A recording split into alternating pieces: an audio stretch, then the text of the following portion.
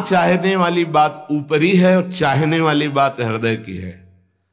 संसार शरीरों में भोगने से सुख मिलता है, अंदर बैठा है, और ऊपर से हम कहते हैं कि हम नहीं चाहते थे पर ऐसा हो गया। नहीं, अगर ये बात अंदर बैठ जाए कि हमें नहीं चाहिए ये झूठे सुख, तो फिर कोई परास्त नहीं कर सकता।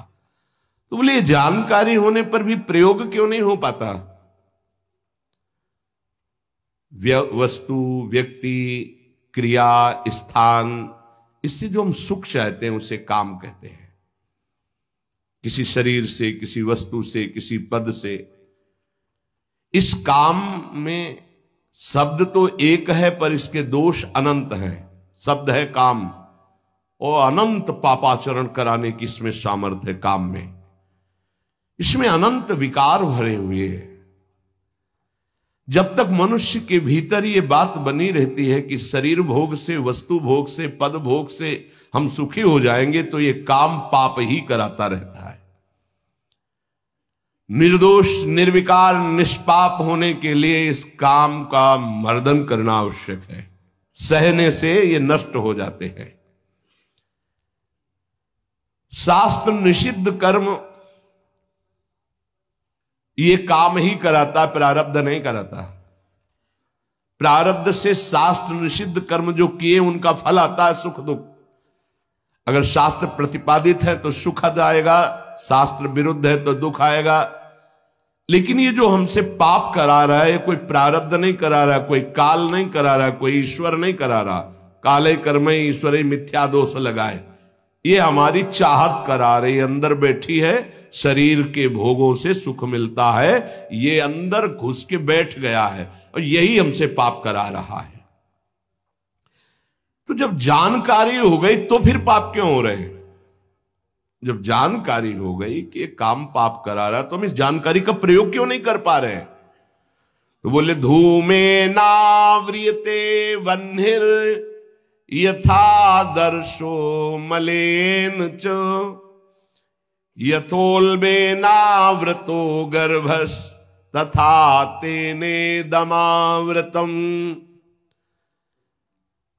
ये ज्ञान ढक गया है हमारा, जो ढका हुआ ज्ञान, ये प्रकाशित, ये काम में नहीं आएगा। जैसे 3 उदाहरण दिए। भगवान कह रहे धुएं से अग्नि ढक गई, मैल से दर्पण ढक गया, और झिल्ली से गर्भ ढक गया। अब झिल्ली के अंदर बच्चा है कि बच्ची पता नहीं चलेगा। दर्पण है, हम काले हैं कि गोरे हैं पता नहीं चलेगा, क्योंकि मैल से। धुआं होने के कारण पता नहीं चलेगा कि अग्नि है, पर बहुत जल्दी उसमें अग्नि प्रकाशित की जा सकती। फूंक मारो, अग्नि पैदा हो जाएगी। भगवान ने 3 उदाहरण दिए। उपासक में ये 3 तरह से ज्ञान ढक जाता है, तब काम अपना प्रभाव दिखाता है। 3 इसकी स्थितियां हैं। जैसे धुएं से अग्नि ढकी रहती है, ऐसे ही काम विवेक को, ज्ञान को ढक देता है। बुद्धि में निर्णय निकल रहा है ये तो गलत है, नहीं करना चाहिए। सात्विक, राजसिक, तामसिक, ये बुद्धि की 3 प्रवृत्तियां हैं, 3 गुणों के अनुसार। कर्तव्य अकर्तव्य का ठीक ठीक निर्णय करने में समर्थ है सात्विक बुद्धि। राजसिक बुद्धि ठीक निर्णय नहीं कर पाती, असमर्थ होती है कर्तव्य का। और तामसिक उल्टा ही निर्णय करती है। ठीक निर्णय करने की सामर्थ्य सात्विक बुद्धि में है। अब जो ही भोग इच्छा प्रकट हुई, धुआं पैदा हो गया। भोगों की ना भोगों, पाप तो नहीं बन जाएगा। धुआं है, इसका मतलब अग्नि है, ज्ञान है उसके अंदर। अब अगर उस समय उसको सत्संग मिल जाए, कोई संत की बात चलने लगे, उसका चिंतन वो रोक पावे, तो मानो फूंक मारना है। जैसे धुआं उठ रहा है, 1 2 3 फूंक मारो, आग लग गई, प्रज्वलित हो गया, बच गया। ये पहला बहुत सरल है, बच जाना काम से। धुआं हो जाने पर दिखाई नहीं देता क्या है, क्या ठीक है क्या नहीं ठीक है, पर फूंक मारो तो आग उठी, धुआं खत्म हुआ। ये ज्ञान हो रहा है, बीच बीच में जलन हो रही कि भोगूं कि ना भोगूं, अच्छा है कि नहीं अच्छा है, कहीं पाप तो नहीं हो जाएगा, कहीं गलती तो नहीं हो जाएगी, पर वो धुआं है, नहीं भोग लेते हैं, अवसर मिला है, समय मिला है, भोग ले। ये उस समय उसको चाहिए, तत्काल कोई सहयोगी चाहिए विवेक का। परमार्थिक मार्ग में धुआं पैदा कर देगी। साधक अगर सावधान हुआ तो तत्काल प्रयासरत हो जाता है इस धुएं को हटाने के लिए। फूंक मारने का मतलब कीर्तन शुरू हो गया, वो सत्संग शुरू हो गया, किसी संत के पास तत्काल बैठ गया, उसकी वाणी सुनने लगा, वो धुआं खत्म हुआ। फूंक लगी, आग जली, धुआं खत्म, ठीक निर्णय होगा। नहीं नहीं, ऐसा नहीं करना। उत्पत्ति विनाशशील जड़ वस्तुओं में प्रियता, महत्ता, सुंदरता, सुखद रूपता, ये काम पहले पैदा करता है। ये सत्य है, इसमें सुख मिलेगा, इसमें बहुत सुख मिलेगा। अब ये धुआं बढ़ता चला जा रहा है, कैसे सुख मिलेगा? लाखों लोग भोग रहे हैं, कैसे सुख? कैसे तुम मुझे बावरा बना सकते हो? नहीं नहीं, गलत है। ये है धुआं को हटाना, फूंकना। अरे अन्य शरीरों की अपेक्षा है मनुष्य शरीर सर्वश्रेष्ठ है, इसमें विवेक है। हम कैसे ऐसा पशुवत आचरण कर सकते? नहीं, अरे मन नहीं, तेरी सलाह नहीं। अब वो फूंक रहा है, आग पैदा कर रहा है, ज्ञानाग्नि पैदा कर रहा है। पर बहुत प्रवीण साधक नहीं, उससे प्रवीण मन है, वो सुख को सुख मानकर भोगने की लालसा प्रबल होने के कारण वो धुआं नहीं हटा पा रहा, वो उसी में और राग कर रहा है। प्रथम अवस्था में हटा लिया तो हटा लिया, नहीं दूसरी अवस्था में बहुत ही भयानक स्थिति हो जाएगी। ये अवस्था बदलने में देर नहीं लगती, कहने में देर लगी। दूसरी अवस्था हो जाती है दर्पण में ढका हुआ मैल। उसमें तो फूंक केवल मारनी थी कि आग प्रज्वलित हो गई, क्योंकि तैयार एकदम ज्ञान है, पर धुआं जैसा ढक गया, काम ने ढक दिया। जब दूसरी स्थिति आई उसी उपासक की कि इसका प्रायश्चित भी तो हो सकता है, अब वो मल लग गया। जैसे दर्पण में गाढ़ा मल पोत दिया जाए तो बिल्कुल दिखाई नहीं देगा कि हमारा रूप कैसा है। अब बिल्कुल विचार शून्य होता चला जा रहा है। यथा दर्शो मलेन च, जैसे मैल से ढक जाने पर शीशा, दर्पण, वो दिखना एकदम बंद हो गया। उसमें तो दिख रहा था, धुआं है, आग है, मतलब विवेक काम कर रहा था। थोड़ा फूंकने की जरूरत थी, ज्ञान के प्रज्वलित करने की जरूरत थी, पर वो उधर ना की तरफ वृत्ति न ला करके हां की तरफ वृत्ति ले आया तो दूसरी सीन पैदा हो गई स्थिति। जैसे दर्पण में मल ऐसे लगा दो तो बिल्कुल नहीं दिखेगा, और वो बिल्कुल निर्णय नहीं कर पा रहा। सतोगुण में निर्णय करने की क्षमता होती है, रजोगुण में निर्णय करने की क्षमता खत्म हो जाती है और निश्चित हो जाता है कि भोग में सुख है। ऐसी कामना का वेग बढ़ा तो ये भूल गया कि मैं साधक हूं, मेरा कर्तव्य क्या है, मैं अकर्तव्य करने जा रहा हूं, ये भूल गया। क्योंकि जैसे दर्पण में ढक गया तो भूल गया, दर्पण में दिखाई देता मैं कौन हूं, तो ज्ञान रूपी दर्पण ढक गया काम से, अब ये उसकी सोच ही खत्म हो गई। अंतःकरण में इतना महत्व पैदा हो गया कि विकलता हो गई उसके अंदर। अब यही उसके पतन का कारण बन गया। इतना महत्व बढ़ गया कि निर्णय करने की क्षमता खत्म हो रही है कि मैं एक साधक हूं, मैं उपासक हूं, पापाचरण नहीं करना चाहिए। ये किसी का भी हो सकता है। पहली दशा बहुत जल्दी हटा जा सकता है, फूंक मारी हट गया, आग पैदा हुई ज्ञान की, नहीं नहीं। दूसरी दशा गुंजाइश है थोड़ी, उसको ऐसे पोंछना पड़ेगा, समय लगेगा, पोंछना पड़ेगा, तब दिखाई दे। नहीं नहीं, तो दूसरे में संभलना रजोगुण, ये ठीक है, ये नहीं ठीक है, क्षमता खत्म हो चुकी। पहले में क्षमता थी, दूसरे में क्षमता खत्म हो गई। तीसरा यथोल बेना व्रतो गर्भा, तीसरा तमोगुण, वो विपरीत ही दिशा की तरफ ले जाएगा। क्षमता की तो बात जाने दो, वो सारी सामर्थ्य विपरीत है, जो होगा देखा जाएगा, चलो, वो विपरीत दिशा की तरफ ले जाएगा। दर्पण पर मैल आने से उसको हटाने की गुंजाइश है, यहां तक हटा जा सकता है, दूसरी स्थिति तक, पर दूसरी स्थिति बहुत कठिन है। हटने की स्थिति अब खत्म हो चुकी, लगभग पर हटा जा सकता है, लेकिन तीसरी में तो हटा ही नहीं जा सकता। जैसे झिल्ली से ढके गर्भ का ये पता ही नहीं है कि बच्चा है कि बच्ची है, ऐसे तृतीय अवस्था में ये पता ही नहीं रहता मैं गलत कर रहा हूं या गलत करने जा रहा हूं। विवेक ही काम नहीं करता, वो उसे सुख और अपना जीवन मान लेता है। अगर उस कामना में बाधा पड़ी तो तमोगुण की वृत्ति बढ़ जाती है और क्रोध पैदा हो जाता है। क्रोध जब अपना स्वरूप धारण करता है तो हिंसा पैदा कर देता है, सम्मोह पैदा कर देता है। सम्मोह स्मृति का नाश किया और बुद्धि भ्रष्ट हुई, नष्ट हो गया साधक। ये सर्वनाश करने वाला काम। सम्मोह माने मूढ़ता, घोर मूढ़ता, कुछ निर्णय करने की सामर्थ्य नहीं रह गई। पशुवत, एकदम पशु।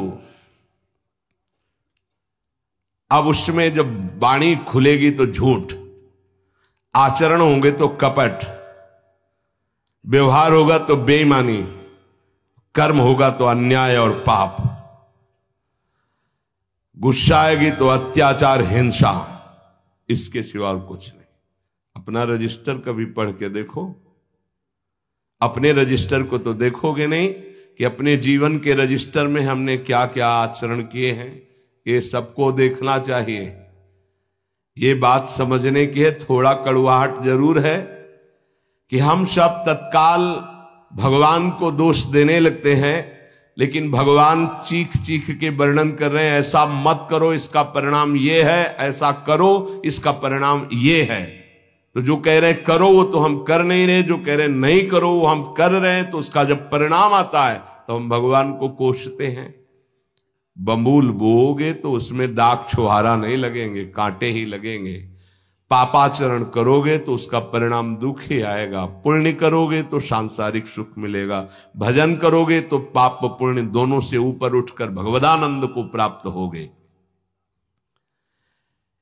कामना में तदाकार ना होने पावे तब तक बचा जा सकता है।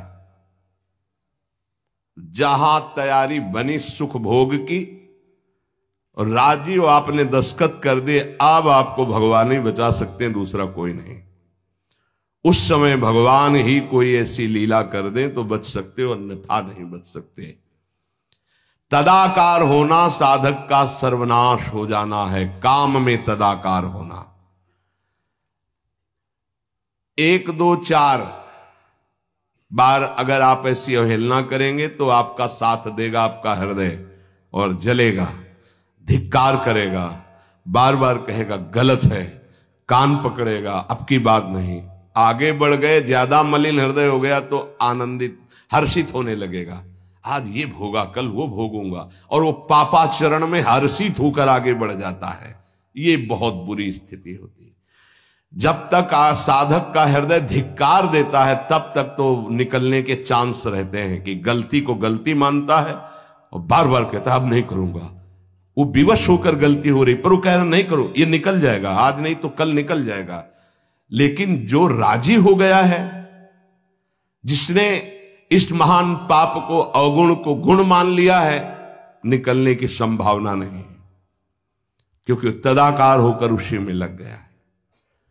तथा तेने दमावृतम, कामना और इसकी ये 3 अवस्थाएं हृदय में आती हैं।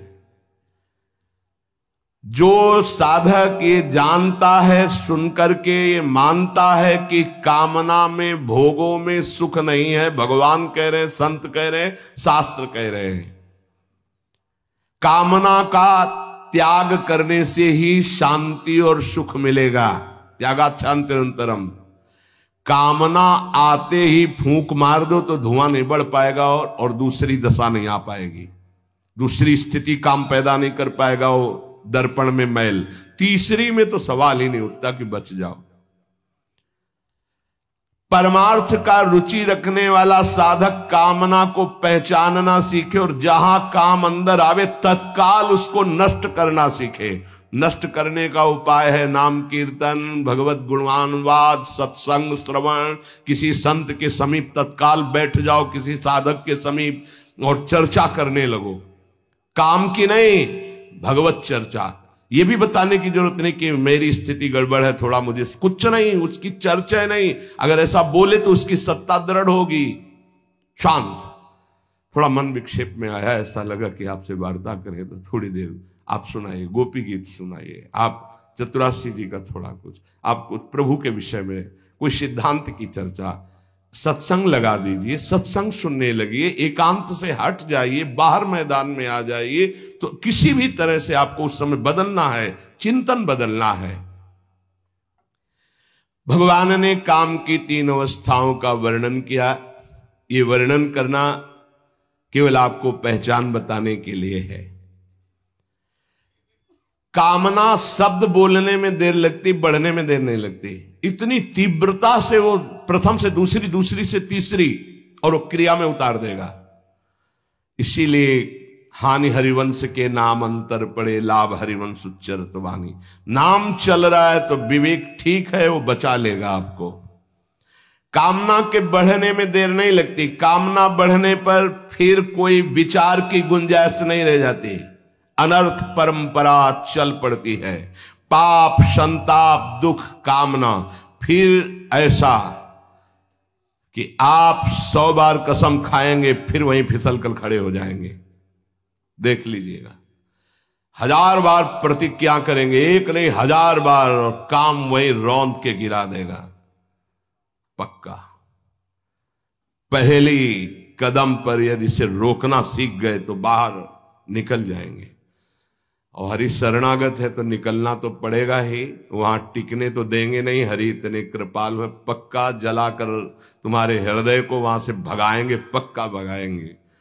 नहीं नहीं, आज से अब नहीं, ऐसी गलती नहीं करूंगा, ऐसी गलती नहीं करूंगा, हे प्रभु क्षमा कर दो, चलो।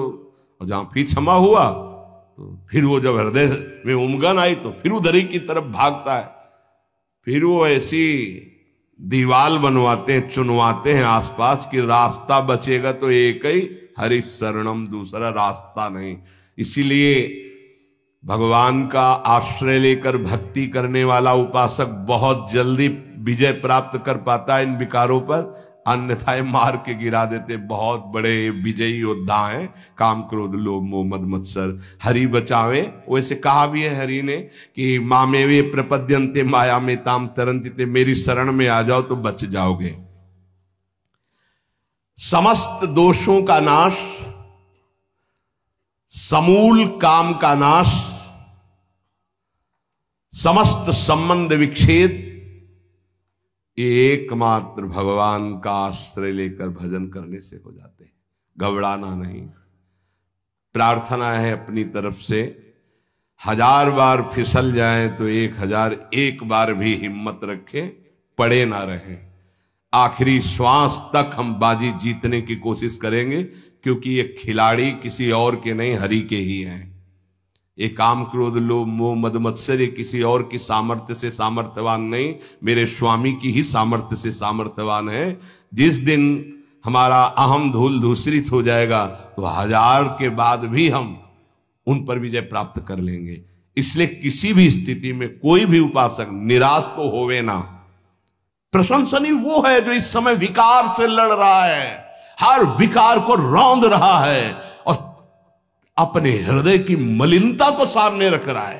कौन है हृदय की मलिनता को रखता है? प्रशंसनीय वो है इस समय जो अपने जीवन को संभाल ले। भगवान की असीम कृपा है उन उपासकों पर जो यौवन अवस्था को पवित्र करके चला रहे। सातरति सातरति सा लोकांतारति। आप प्रभु के लिए इतनी जलन सह रहे ना, वो बहुत कृपाल है, वो देख रहे, एक एक सेकंड का हिसाब होगा। आप लोग ऐसा ना समझे कि आप जो कष्ट सह रहे हैं, आप जो जल रहे हैं, आप जो बेगों को सह रहे हैं, तो इसका कोई परिणाम नहीं, भगवान बिक जाएंगे। ध्यान रखना, वो देख रहे हैं, उनके लिए तुम सह रहे हो, उनके लिए सह रहे हो। समस्त विषयों का आक्रमण साधकों के हृदय में होता है। वो क्या जाने विषयी पुरुष, जो मनाया सो खा लिया, जो मनाया देख लिया, जो मनाया भोग लिया, जो मनाया सूंघ लिया। चलो एक साइड में आके देखो, तब तुम्हें पता चलेगा। इसलिए हमारी प्रार्थना मानना, कभी भी किसी भी स्थिति में उदास, निराश और कदम पीछे मत हटाना। आखिरी श्वास तक योद्धा दुश्मन को परास्त करके विजय श्री की आशा रखता है, और हमारी आशा इसलिए पूरी होगी कि हमारे साथ प्रियालाल है। नागरी दासी जन्म जितायो, बलिहारी बलिहारी। ये क्या जाने, ये तो जरा सा छींक दोगे तो तैयार हो जाएंगे हो हल्ला मचाने में। ये साधना जानते हैं क्या? ये चढ़ाई चढ़े हैं क्या? कि फिसलने वाला कितना मेहनती होता है, जो चढ़ के जाना चाहता है फिसल रहा है, उसे कौन जानता है। इसीलिए बड़े बड़े महापुरुष इस बात को, साधकों को प्रोत्साहन देते रहते। विषयी जी थोड़ी जानते, विषयी जी तो जरा सी बात हुई ना तो तोप बना करके, वो अपना रजिस्टर देखो पूरा काला, कभी नहीं वो देखेंगे लौट के। हाँ, एक बिंदु अगर कहीं छिट्टी आ गई है ना तो हो हल्ला मचा देंगे। साधक ऐसा, साधक है। 1000 बार परास्त होने पर भी हमारा वो उदासीपन नहीं आना चाहिए, निराश नहीं होना चाहिए। चूक गए, इस बार भी चूक गए, आगे बढ़ेंगे, रौनेंगे हम हरिनाम के बल से। हरसि हरिनाम जपत जय। निराशा नहीं आनी चाहिए अंतिम श्वास तक, क्योंकि युद्ध किसी साधारण से नहीं हो रहा। भगवान की शक्ति से संपन्न ये षड विकार हैं, कोई छोटे मोटे।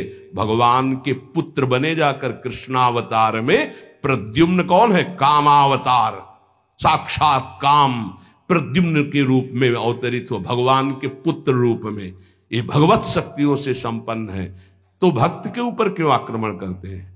उसके अहंकार का नाश करने के लिए, शरणागति पुष्ट करने के लिए। ये अनुभव की बात कह रहा हूं। शरणागति में जहां कच्चाई होती तो वीर योद्धा घेरते हैं आसपास, तो हमारा मन भागता है प्रभु की शरण। त्राहिमाम, तो कहते आओ, हम ही ने तो लगाया है इनको, नहीं हम ना लगाते तो तुम अहंकार से फैल जाते। आओ, सच्ची कह रहे हैं, काम क्रोध लोभ हमारे बड़े सहायक हुए।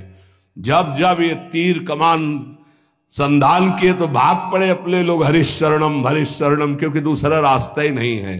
तो प्रणाम है इनको कि इन्होंने भगवान की शरणागति पुष्ट की, इन्होंने भगवान का आश्रय दिलाया। अगर ये जलाते नहीं तो इधर आना ही नहीं होता। और ये भगवत शक्ति से संपन्न बच सकता है तो भगवत शक्ति संपन्न ही बच सकता है, दूसरे की सामर्थ्य नहीं। हजारों बार यदि हारेंगे तो हमारे अंदर कहीं अहंकार है, इसलिए नहीं। अहंकार रहित पर इनका कहीं किसी भी तरह का प्रभाव नहीं होता। तो अहंकार रहित करने के लिए भगवान इशारा कर देते। देखो प्रश्न करके, तो क्या भगवान भ्रष्ट कराते हैं? वो कहते नामे भक्ता प्रणश्यति, किसी भी स्थिति में मेरे भक्त का नाश नहीं होता। भगवदाश्रय, नाम जप और बहुत सावधानी पूर्वक एक एक मिनट व्यतीत किया जाए।